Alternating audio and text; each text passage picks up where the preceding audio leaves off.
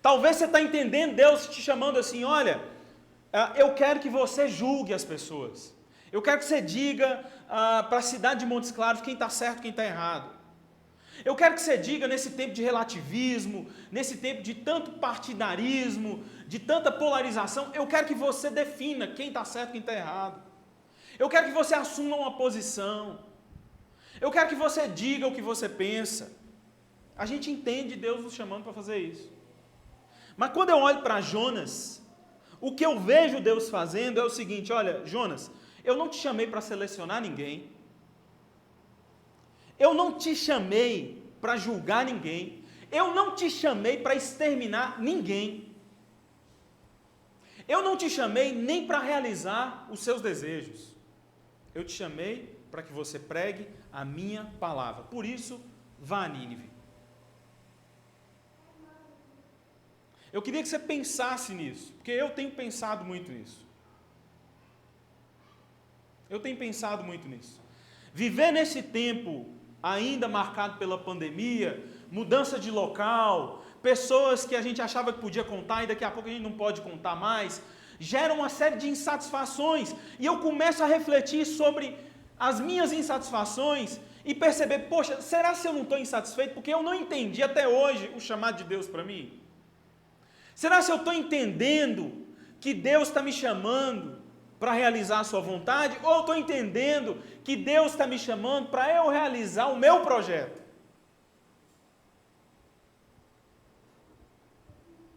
Eu fico a pensar nisso. E você?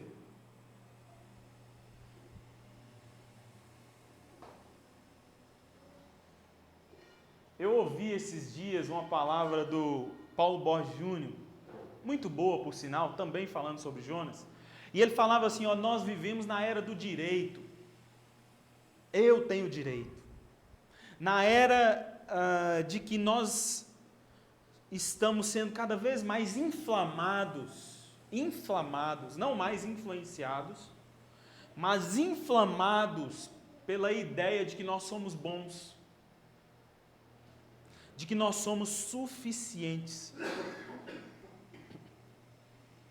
Deixa eu te dizer uma coisa, Deus não te chamou para a sua missão. Deus te chamou para a missão dele.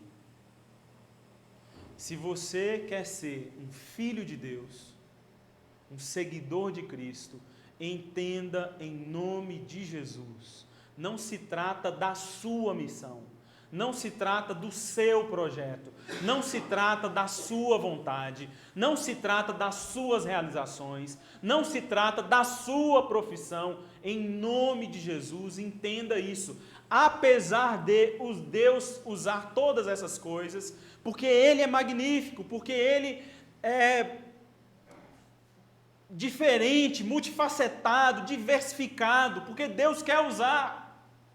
Deus poderia se revelar de diversas maneiras, mas Ele resolve ser materialista, Ele resolve usar gente de carne e osso, Ele resolve usar a inteligência humana, Ele resolve usar a escrita, Ele resolve usar reformadores, pregadores, e por aí vai.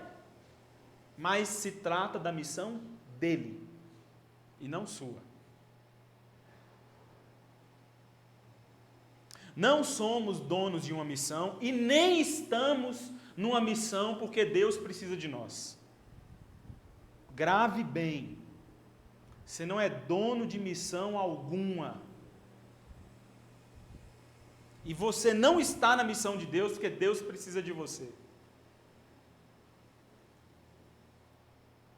O Paulo Borges Júnior diz assim, nossa participação é essencial porque Deus nos chamou, ainda que a nossa ajuda não seja necessária.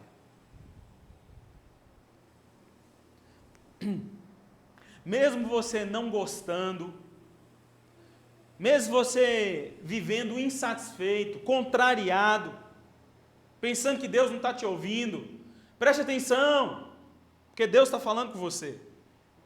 Mesmo você achando que Deus não te escuta mais, deixa eu te dizer algo, Deus não vai deixar de fazer sua obra. Ainda que você fique amurrinhado, desanimado, cabisbaixo, ele não vai deixar de fazer sua obra. Portanto, não perca a oportunidade de se relacionar com Deus e de servi-lo. É uma oportunidade, é um privilégio. Não tem a ver com você, tem a ver com quem Deus é e participar de algo que Ele te chamou para fazer. Algo excepcional. Algo diferente, incomum. A nação que Jonas poderia pensar assim, como líquido e certo, Deus vai destruir. Um povo que persegue o meu povo, um povo que comete atrocidades, acabou. Acabou o tempo deles.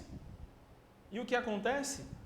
A misericórdia de Deus aparece em meio também à sua palavra de justiça, ao seu juízo. Porque esse é Deus. Porque graça é graça.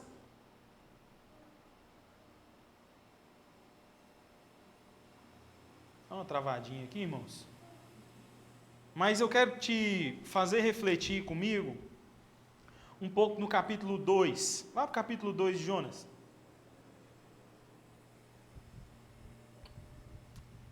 Não tente entender os planos de Deus. Obedeça. E se você ainda não se converteu a Jesus Cristo, deixa eu te dizer uma coisa. Você não está aqui para compreender. Você está aqui para obedecer. Você não está aqui para concordar. A verdade é essa. Para achar bonito. A história, nós podemos contar a história de quantos missionários, de quantos pregadores que pregaram a vida inteira e não viram os resultados daquilo que semeou. Porque outras gerações iriam ver. Não tem a ver com o que você pode produzir, com o que você pode entregar. Tem a ver com o que Deus te chamou para fazer. O resultado é com Ele.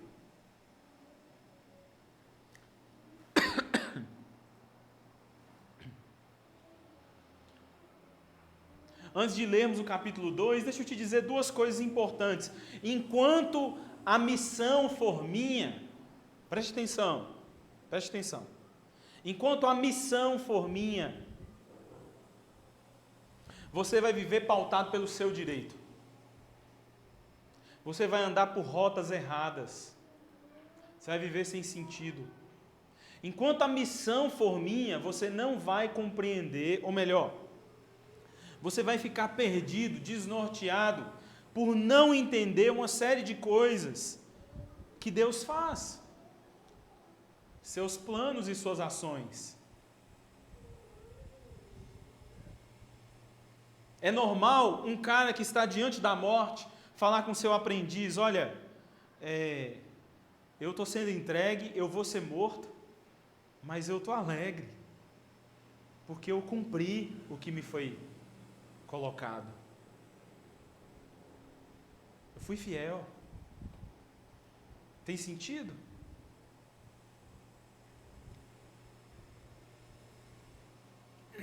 Tem sentido essa mesma pessoa dizer: quando eu sou fraco, é que eu sou forte. A minha fortaleza está em Deus, logo, a minha fragilidade se ampara nele. Tem sentido? Por uma perspectiva humana, por uma lógica humana? Não tem. O capítulo 2 de Jonas nos traz algo interessante que eu quero compartilhar com vocês aqui. É a oração de Jonas, já dentro da barriga de um peixe. Se você ler o verso 17 do capítulo 1. O Senhor fez com que um grande peixe engolisse Jonas, e ele ficou dentro do peixe 3 dias e 3 noites. Isso aconteceu porque agora ele havia sido lançado ao mar, uma história lá de uma tempestade num barco, marinheiros lançando sorte, desesperados. Enfim, Deus manda um peixe e esse peixe engole Jonas. Imagina a situação. Imagina o que está acontecendo. com esse homem. Imagine o que está passando na sua cabeça. E o que está passando na sua cabeça está um pouco aqui retratado na sua oração. É algo para a gente pensar, né? Qual tem sido nossa oração nesses dias? A vida de pessoas comissionadas por Deus a fazer sua vontade. Está aí algo para a gente pensar. Qual tem sido o conteúdo das nossas orações? Essa oração diz o seguinte, eu vou ler só alguns versos. Dentro do peixe, verso 2, Jonas orou ao Senhor, aliás, ao verso 1, o seu Deus, e disse, verso 2, em meu desespero clamei ao Senhor, ele me respondeu, do ventre da morte gritei por socorro, e ouviste o meu clamor. Pule para o verso 7, quando a minha vida já se apagava, eu me lembrei de ti, Senhor, e a minha oração subiu a ti, ao teu santo templo. Agora repare que aqui ele vai citar os ninivitas, no verso 8. Aqueles que acreditam em ídolos, inúteis, desprezam a misericórdia. Observe uma mudança aqui já acontecendo. O profeta que no início dessa história foge, que no decorrer dessa história até aqui é resistente em obedecer a Deus, em entender que não se trata da sua missão, mas da missão daquele que o chamou. Agora ele cita aqueles que são seus inimigos. E cita de uma maneira diferente. Primeiro ele os descreve como são, fato. Acreditam em ídolos inúteis. Adoram o Deus, adoram outros deuses e não o Deus de onde vem a salvação, de onde vem a esperança, de onde vem a confiança de Israel, o Deus com o qual Israel se relaciona, o seu povo. Mas eu, com um cântico de gratidão, oferecerei sacrifício a ti. O que prometi, cumprirei totalmente. A salvação vem do Senhor. Ele termina esse cântico, essa oração, dizendo que agora ele entende o que é a graça de Deus. Porque se é graça para mim e para você, para mim e para os ninivitas. Se é graça, nem eu nem eles merecemos. Entende? Se é graça de Deus, de fato, não se trata da minha missão, da minha realização, se eu estou bem ou se eu estou mal, se eu estou com saúde ou sem saúde. Se trata da graça de Deus e acabou. Não se trata não quer dizer, ou não está condicionado, se esse povo está falando mal de Deus, se esse povo está fazendo de sua vida um bocado de coisa ruim, não interessa.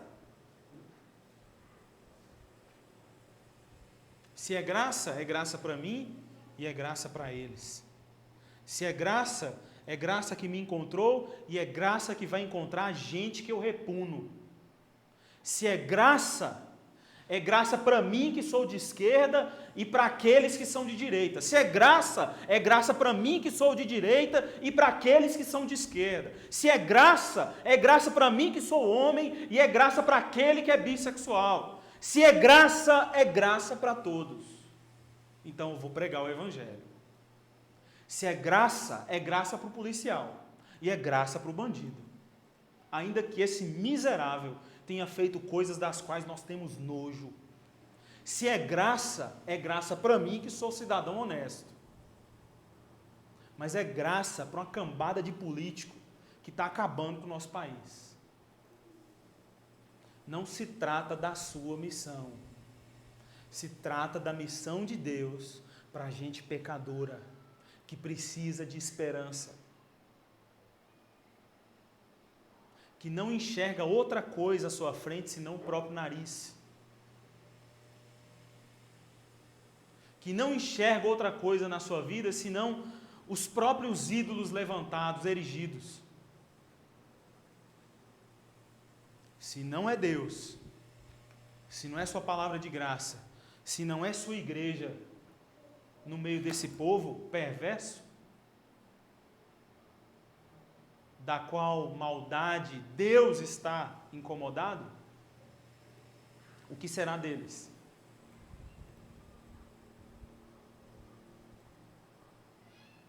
Se foi graça para você, e se hoje você é de fato alguém que tem uma viva esperança, como nós falamos no início desse culto, você também é propagador dessa viva esperança.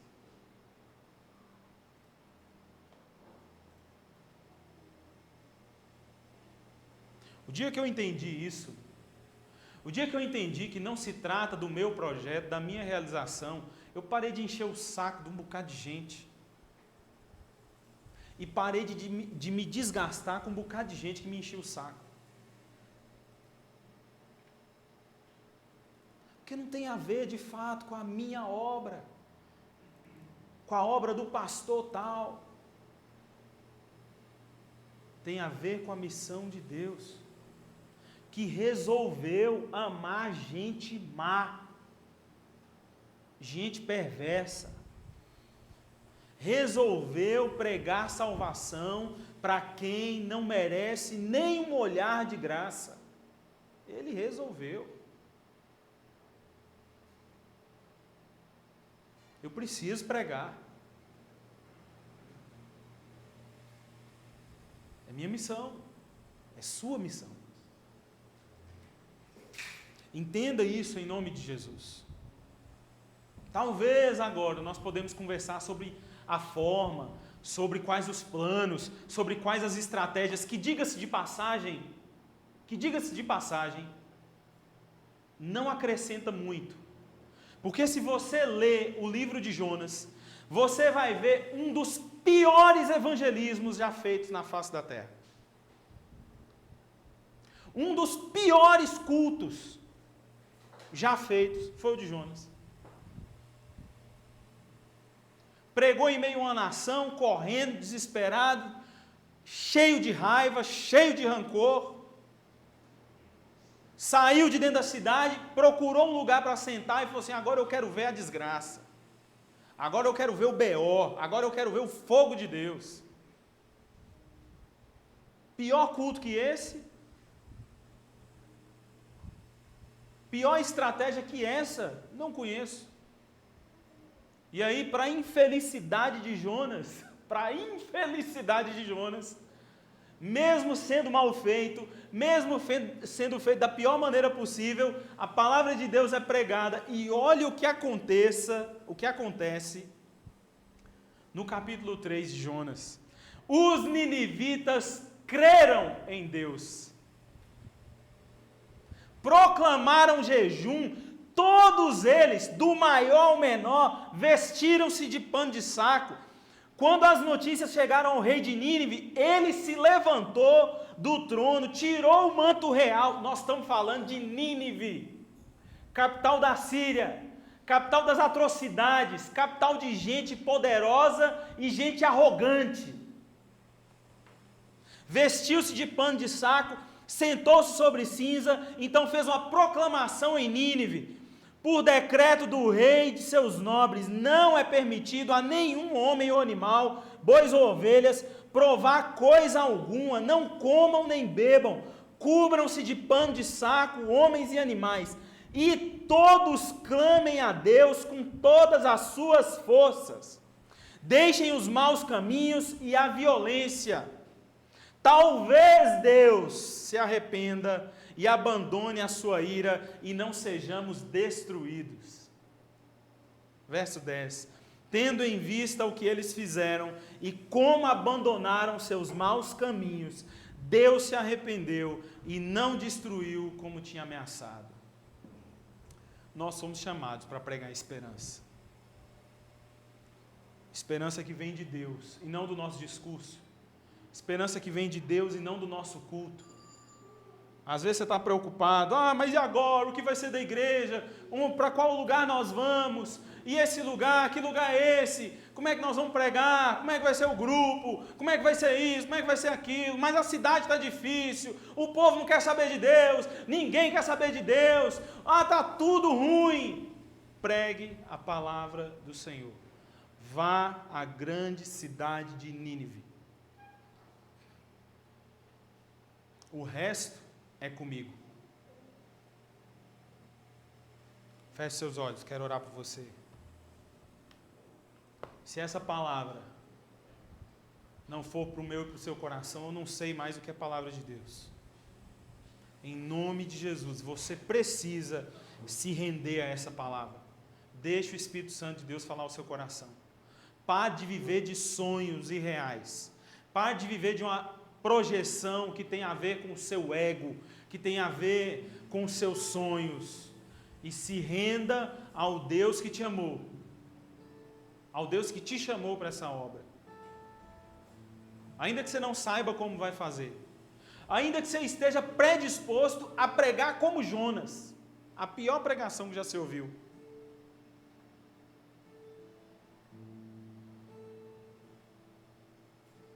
Esteja disposto, se renda. Afinal de contas, não tem a ver com você, meu amigo, minha amiga, não tem a ver com você. Tem a ver com um Deus que te constrange, que te chama, e acabou.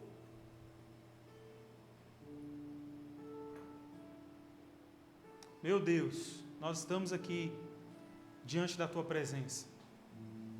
Eu creio que o Senhor chamou essa igreja. Confesso ao Senhor que muitas vezes eu pensei que eu tinha chamado essas pessoas, mas foi o Senhor quem chamou essa igreja. Foi o Senhor quem colocou no coração desses irmãos uma vontade de te servir, de pregar, de fazer a tua vontade, que não acaba. Oh meu Deus, oh Senhor, venha ao encontro desses irmãos, desses que estão presentes, daqueles que estão nos assistindo, para que o coração se renda ao Senhor, para que mais uma vez esse ou essa experimente a boa humilhação que vem do Senhor, e assim, em meio à fragilidade, seja fortalecido em Deus, seja direcionado pelo Senhor, em nome de Jesus. Em Teu nome, Senhor, nós oramos e Te agradecemos, em nome de Jesus. Eu quero te convidar ainda para um momento muito especial, de ceia. Eu pedi a alguns líderes aqui da igreja para estar conosco. Eu pedi a ajuda dos irmãos aí com os elementos. Vou estar lendo um texto aqui em 1 Coríntios, capítulo 11, texto conhecido da palavra do Senhor.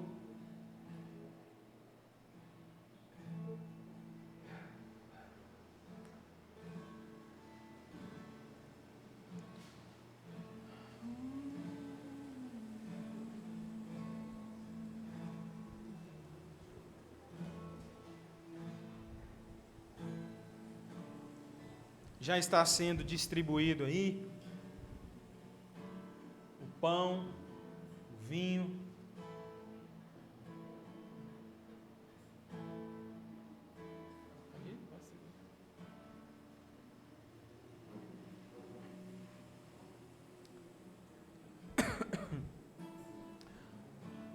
Consagramos a Ti, Senhor, esses elementos.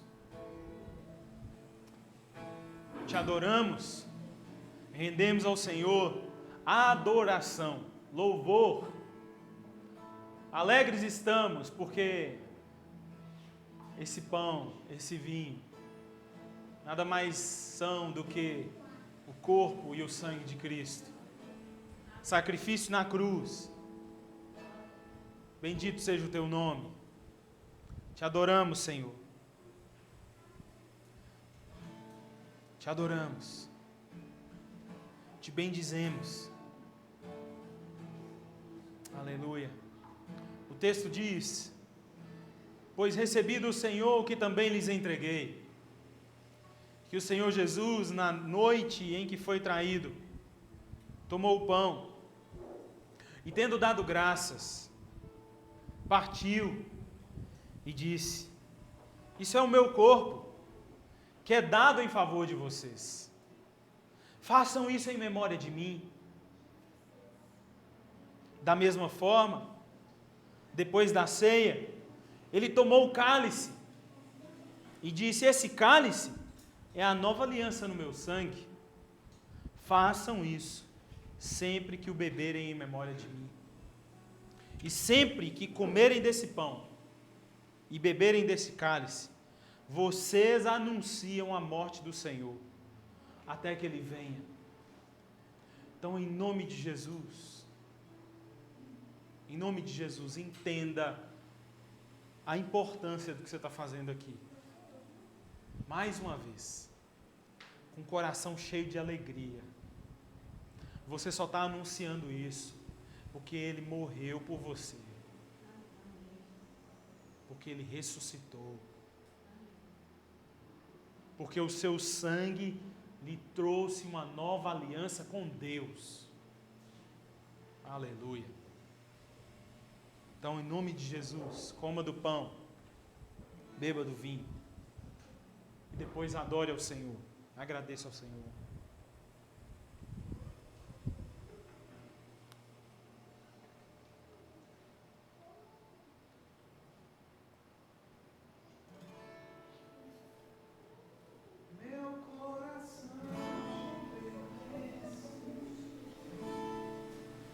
Meu coração te pertence. Celebre o Senhor. Meu coração te pertence. Meu coração te pertence. Pois tudo que eu sou, que eu quero ser, que eu planejo ser, pertence a ti, só a ti.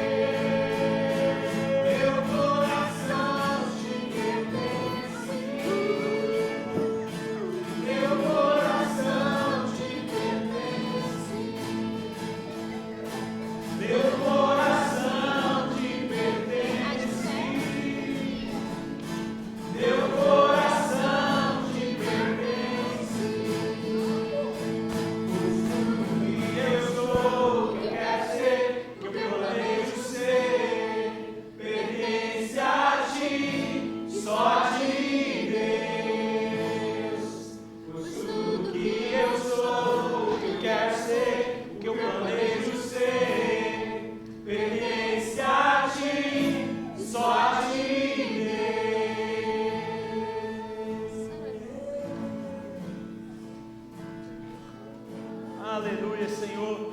Nós te adoramos, Jesus. Nós clamamos, Senhor, pela igreja do Senhor. Nós somos teu povo. Senhor, estamos aqui, eis-nos aqui, diante da tua missão que o Senhor nos convida a ser parte. Missão desafiadora, porque nos chama a pregar a palavra do Senhor com a nossa própria vida, com o que somos, com o que temos, com falar a respeito do Senhor. Deus, eis-nos aqui. Obrigado porque entendemos que tudo vem do Senhor. O chamado vem do Senhor. A sustentação vem do Senhor. A realização vem do Senhor. A obra é do Senhor. Eu clamo por cada irmão, cada família, cada um presente aqui ou nos assistindo. Eu clamo para que o Senhor desperte a tua igreja em prol de uma cidade. Nossa cidade carece da mensagem do Senhor.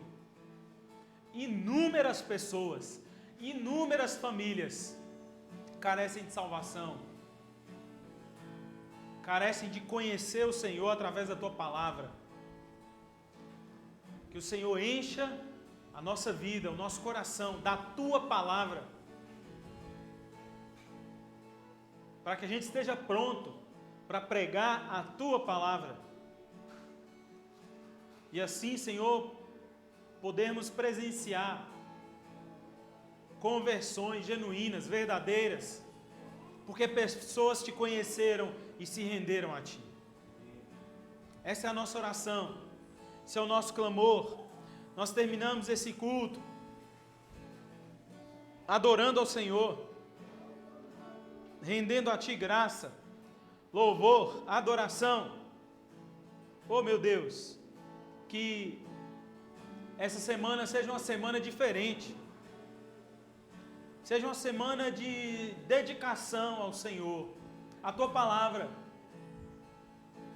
que seja uma semana que marque os nossos próximos dias, os nossos próximos anos, porque entendemos hoje que a missão é Tua e o nosso chamado é para trazer a esperança que vem de Ti. Em nome do Senhor nós oramos, Te agradecemos. Amém, Jesus. Deus te abençoe, meu irmão, minha irmã. Vá na paz de Cristo. Você que ainda está nos assistindo, que Deus te abençoe. Fique na paz. Próximo culto esteja conosco aqui. A gente solta uma lista de presença. Então fique ligado lá no Instagram ou nas redes sociais. E você possa estar conosco. Deus te abençoe e fique na paz.